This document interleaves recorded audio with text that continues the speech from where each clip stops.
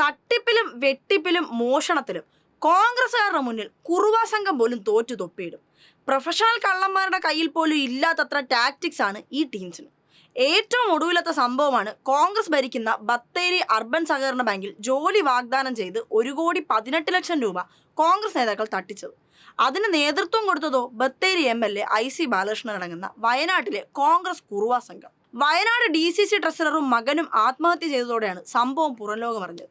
അപ്പം നിങ്ങൾ വിചാരിക്കും ഇത് ആദ്യത്തെ സംഭവം മാത്രമായിരിക്കുമെന്ന്. ഈ പുനർജനി തട്ടിപ്പ് ആരും മറന്നു കാണില്ലല്ലോ.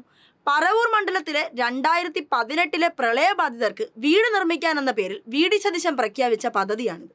വിദേശത്ത് നിന്ന് വൻ പണപ്പിരിവ് നടത്തി, പക്ഷെ പദ്ധതി എങ്ങും എത്തിയിരുന്നില്ല.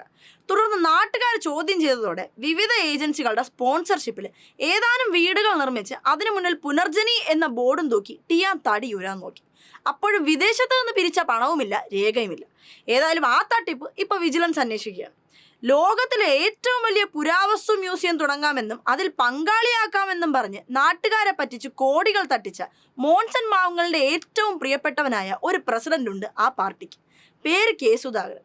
മോൻസനുമായിട്ടുള്ള ചിരിച്ചു നിൽക്കുന്ന പടങ്ങൾ വെളിയിൽ വന്നപ്പോൾ ആദ്യം സുധാകരൻ പറഞ്ഞത് മോൻസന്റെ വീട്ടിൽ 10 ദിവസം താമസിച്ച് സൗന്ദര്യവർദ്ധനയ്ക്കുള്ള കോസ്മെറ്റോളജി ചികിത്സ നടത്താൻ പോയതാണെന്നാണ്. പക്ഷേ മോൻസന്റെ മുൻ ഡ്രൈവറും ജീവനക്കാരനുമായ 2 പേർ കോടതിയിൽ രഹസ്യമൊഴി കൊടുത്തത് സുധാകരൻ മോൻസന്റെ കയ്യിൽ നിന്ന് 10 ലക്ഷം രൂപ വാങ്ങുന്നത് കണ്ടു എന്നാണ്. പുരാവസ്തു തട്ടിപ്പ് കേസിലെ പരാതിക്കാരിൽ ഒരാളായ തൃശൂർ സ്വദേശി മോൻസന് 25 ലക്ഷം രൂപ നൽകിയിരുന്നു. ഇതിന് സുധാകരനാണ് ഇടനിലക്കാരനായി പ്രവർത്തിച്ചത്. ആ വഴിയിലാണ് മറ്റേ 10 ലക്ഷം അളിയന് കിട്ടിയത്. പ്രതിപക്ഷ നേതാവ് മല്ലനാവുമ്പോൾ പാർട്ടി പ്രസിഡന്റ് മാധവനാകണമല്ലോ. അടുത്തത് VS Sivakumar. Unemployee social welfare society തട്ടിപ്പിൽ 3ാം പ്രതിയാണ് മുൻ മന്ത്രി കൂടിയായ VS ശിവകുമാർ. VS ശിവകുമാർ നൽകിയ ഉറപ്പിന്റെ അടിസ്ഥാനത്തിൽ പലരും പണം നിക്ഷേപിച്ചു. എന്നാൽ സംഘം നഷ്ടത്തിലായപ്പോൾ ശിവകുമാർ കൈമലർത്തി. ഈ സൊസൈറ്റിയിൽ 13 കോടി രൂപയുടെ ക്രമക്കേട് നടന്നുവെന്നാണ് പരാതി. സംഘവുമായി യാതൊരു ബന്ധവും തനിക്കില്ലെന്ന് ശിവകുമാർ ആദ്യം പറഞ്ഞെങ്കിലും സംഘത്തിന്റെ വോട്ടർ പട്ടിക അടക്കമുള്ള രേഖകൾ പുറത്തു വന്നപ്പോൾ സംഘത്തിലെ A ക്ലാസ് അംഗമാണ് ശിവകുമാർ എന്നും കൂടെ തെളിഞ്ഞു.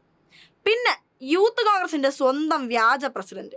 സ്വന്തം സംഘടനയുടെ തെരഞ്ഞെടുപ്പ് അട്ടിമറിച്ച് രാജ്യദ്രോഹ പ്രവർത്തനമായ വ്യാജ വോട്ടർ ID വരെ ഉണ്ടാക്കിയ മുതലാണ്. പ്രസിഡന്റായ സമയത്ത് എടുത്തു പറയത്തക്ക പണിയൊന്നും ഇല്ലായിരുന്നെങ്കിലും സ്വന്തമായി ഒരു കിയ കാർ ഉണ്ടായിരുന്നു. പിന്നെ അത് ഇന്നോവയായി മാറുകയും ചെയ്തു. ഇതിനൊക്കെ പൈസ എവിടെ നിന്നാണെന്ന് ചോദിച്ചാൽ ലോകത്തെ മുഴുവൻ ബിസിനസ്സും തനിക്കുണ്ടെന്ന് അങ്ങ് വെച്ച് കാച്ചു. ഇതിനിടയിൽ കേസില്ലാ വക്കീലിനെ മറക്കല്ലേ. പാർപ്പിട ആവശ്യത്തിന് റവന്യൂ വകുപ്പ് അനുമതി നൽകിയ കെട്ടിടം റിസോർട്ടാക്കി മാറ്റിയ മുതലാണ് കോൺഗ്രസിന്റെ സ്വന്തം കേസില്ലാ വക്കീലായ മാത്യു കുഴൽനാടൻ. ഭൂമി കയ്യേറി എന്ന വിജിലൻസ് കണ്ടെത്തൽ റവന്യൂ വിഭാഗവും ശരിവെച്ചിട്ടുണ്ട്.